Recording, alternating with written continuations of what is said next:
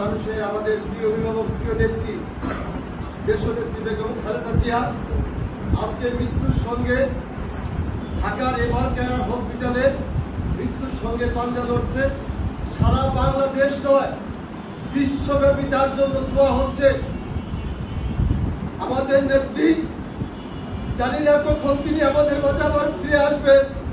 মহান আল্লাহ তাআলা রব্বুল আলামিনের কাছে ফরিয়াদ করছি, ও রব্বুল আলামিন, আপনি বিশ্বে অনেক প্রকার কুদরতি খেলা দেখিয়েছেন, বাংলাদেশে একটি কুদরতি খেলা দেখান। আমাদের বিএনপির চেয়ারপারসন দেশনেত্রী বেগম খালেদা জিয়াকে আপনি এই জনগণের মাঝে, আমাদের মাঝে আবার ফিরিয়ে দেন। জননেত্রী বেগম খালেদা জিয়া বাংলাদেশের একমাত্র নেত্রী, যার কোনো দল সংগঠন নেই।